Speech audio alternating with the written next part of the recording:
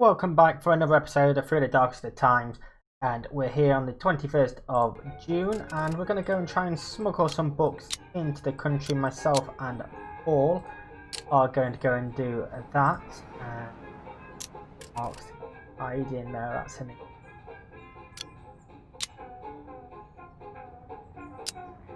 Can we send all of these to the same one? We could. We'll send them two though. Sebastian can head up there. The last three supporters gained 18 in donations. Sebastian gains 11 from his for donations. Gustav has a witness they're going to enforce. Roman has been seen, they gain 26 in donations though. And Horst is trying to get back with the books. Paul has been seen.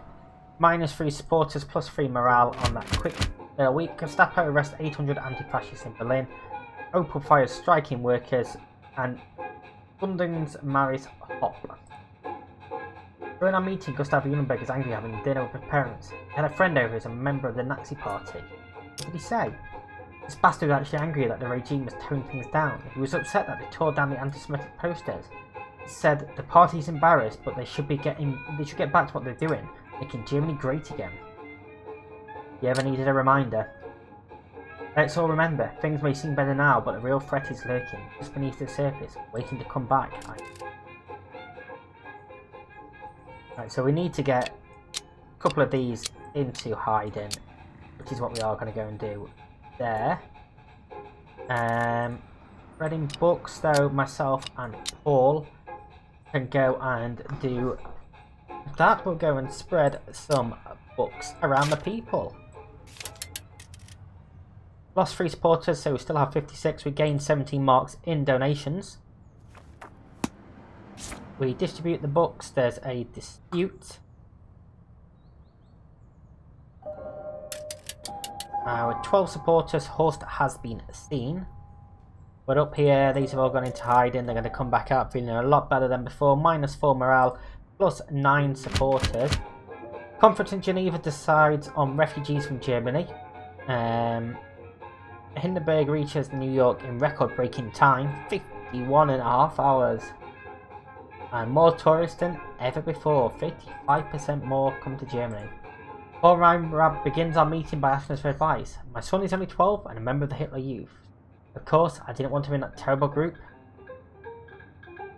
Yeah. Probably can't pull your son out. It's exactly what I'm afraid of, he says. It's awful. I think he really likes it. He's making friends there. And they're working very hard together on a song and a march for the Olympics. He shakes his head. What do I do? Keep him in or let him stick him out? Don't rush the attention. So your son, you can't raise him. You can raise him right in spite of this. Don't give the Gestapo a reason to knock on your door. So Horst is big danger there. He can go into hiding.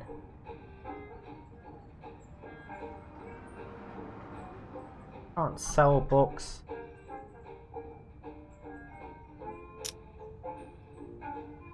That's what I want to do. I want to buy the intel. But I need to meet with an official first, and we don't have enough marks to meet with the official. So we're going to have to go and get some donations. Okay, well they're all negative, no matter which one we choose. So Sebastian is going to be the one to go and do that.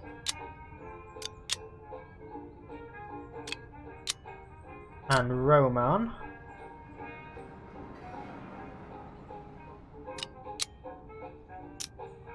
I can't really do anything.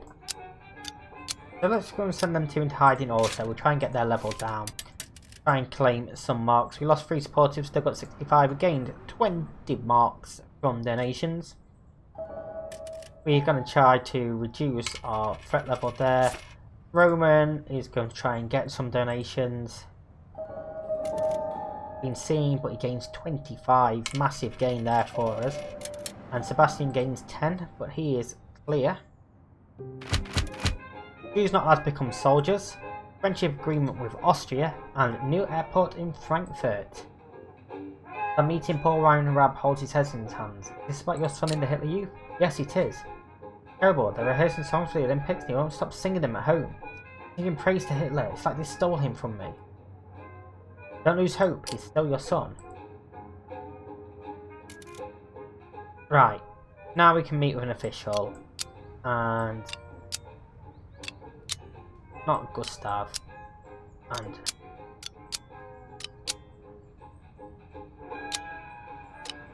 okay, it's very risky if we send them all, but why not?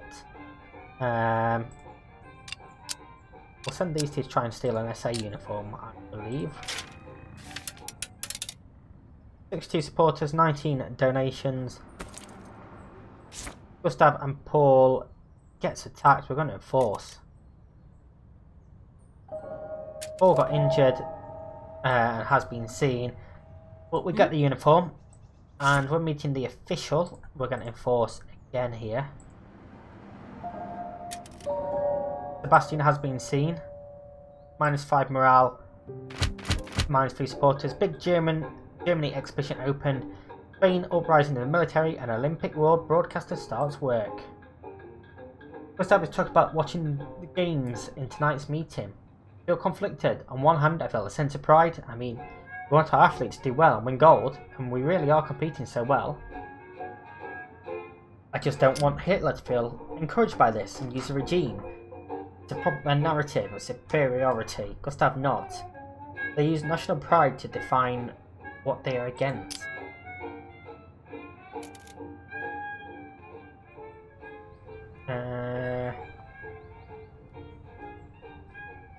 We can buy some intel.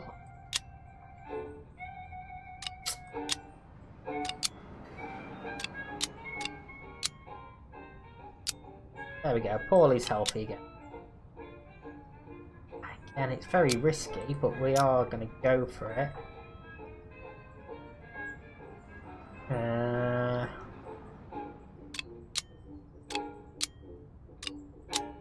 We gain any more?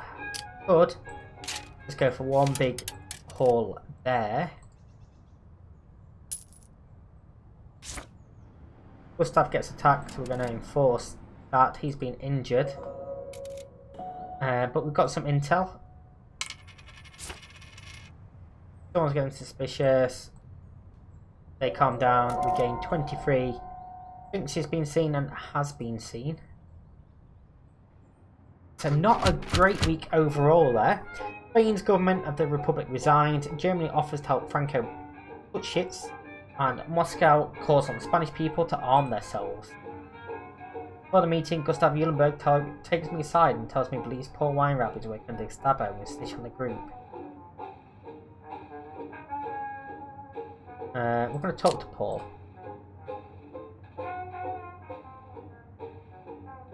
Keep him in the group, but we'll isolate him. Gustav is unhappy. And we need to go and get some more medication. Paul can level up. He can level up his strength. And Roman can level up his propaganda. Gustav is going to go buy the medication. Need more intel.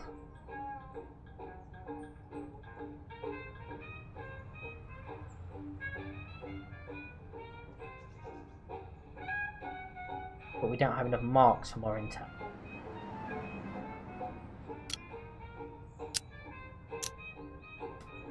I need to try and get some donations. Some of these are very risky. And let's try and get some.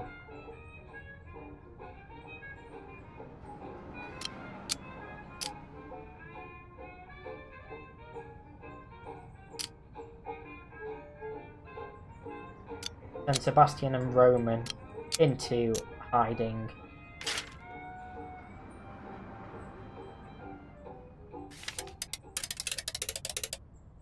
and see what we do this week. We need to get one more intel before we get British Secret Service. 13 marks thinks he's been seen. They're into hiding, so they're gonna feel safer. Gustav gets a medication which he's going to use on himself. Paul thinks he's been seen but gains 11 marks there. In front of the Berlin Zoologiska Garten train station, flags from all over the world flutter in the mad wind. Wait for my guest, holding a sign that says Thomas Fox. My guest is late. Should I just leave? We're going to wait. I'm about to give up. A man comes towards me, accompanied by two boys wearing a white uniform to the Olympic Honour Service. I recognise him as the journalist from Hindenburg. He shakes my hand and smiles. Hello, I am Thomas Fox. We met on the Hindenburg, remember? Of course. He turns to the boys. Thank you very much. He gives each of them 1 mark. They thank you in decent English and leave. Good to see you. Good to see you too. Really nice of you to pick me up, although I told folk that wasn't really necessary. I know Berlin really well. After a stop at Tom's hotel to drop off his luggage, we head straight to the Olympic Stadium. An impressive sight. The Olympic Stadium is covered in banners. Thousands of people are queuing up at many entrances inside. Loudspeakers set up every tree, playing music and blaring announcements. 2 towers, one with a swastika, the other with a clock, hold the Olympic rings between them. Wow, says Tom. I have to agree. Holt gave us VIP tickets that allow us to cut the line and get inside. Inside, we realise without surprise that we have premium seats. We sit down and the spectacle begins. Hitler and his men walk over the field.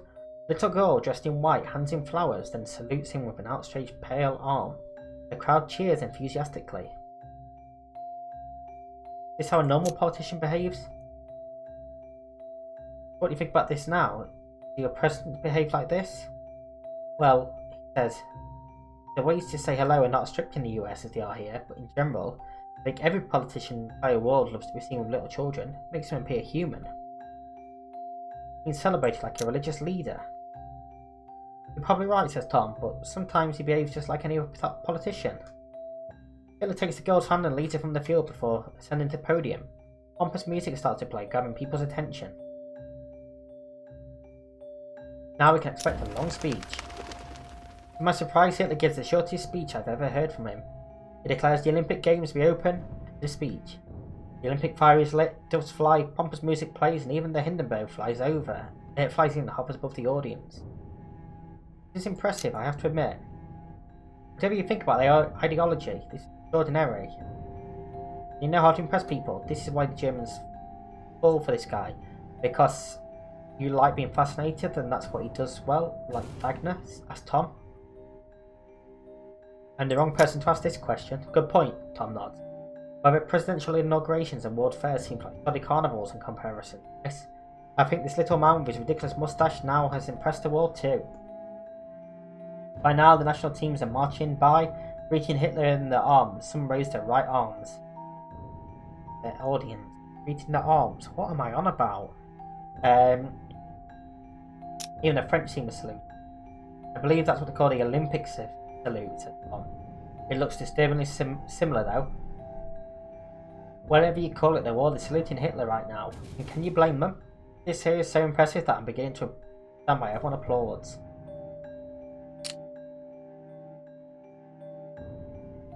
Haven't you heard about the concentration camp? To tell you the truth, says Tom, there are quite a few people in the United States who believe Hitler is right and wish him for their own version of him. We have anti-Semites too, and even most of those who consider themselves Democrats, or at least liberal-leaning, and are much more afraid of communism than the Soviets than they are of Hitler at this point. Do you think that can change? Thing is, there are all these rumours, sure, but I've never seen a concentration camp, and neither have my readers. I've never seen a Jew be mistreated, and neither have my readers. Bring me proof, and I might be able to convince them. What kind of proof do you need? Pictures, or even better, film. Bring me something, and I will make sure it gets published at home. Stay for another 2 hours watching the athletes passing by, paying tribute to the German chancellor before the event starts to wind down. So, what's next on the agenda? What's Folk planned for me? You will like it. You're making me curious, horse. Let's go. But everyone else starts to leave the stadium as well. Take a taxi to a place at Caldom in Charlottenburg that Folk had recommended. Wow, says Tom when we arrive. This just looks like the old Berlin, the one that I know from 1929. But I had heard that there was no more nightlife anymore. This must be staged for the visitors. The Nazis closed most places like 2 years ago. Seems like they reopened them. It's exactly like one of the places I used to go. The dance club really does look like they did just before Hitler.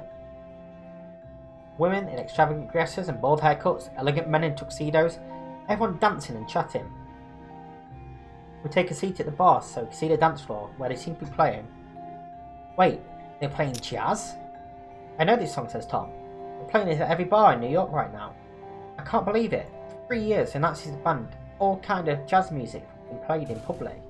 They called it un-German and degenerate. But here we are, a big place on Kadam playing American jazz. It's only for show. Given this, Tom says, making a gesture toward everything around us. I'm afraid most American visitors will come home and tell their neighbours that Germany's doing just fine. Like, it's a country just like any other. And that all these stories about daily cruelties and mass oppression are exaggerated. Exaggerated. We need to tell those visitors the truth. I understand, says Tom, but I'm afraid the staging is just too good. No one will believe you. There's only one thing that would make the Americans turn against your Nazi regime. War. The only thing the American is afraid of more than communism is another war. The last one almost destroyed our economy for good. Most people are still convinced that the Great War caused the Great Depression. I managed to find proof that not only Hitler is planning a war, but it's a war that affects the US, that you might get them on your side. Proving that is going to be difficult. It won't be easy. I'll find you proof, I say. Good. Let me know when you have it, says Tom. Can't fall for the show. No matter what. I'm not letting myself get distracted.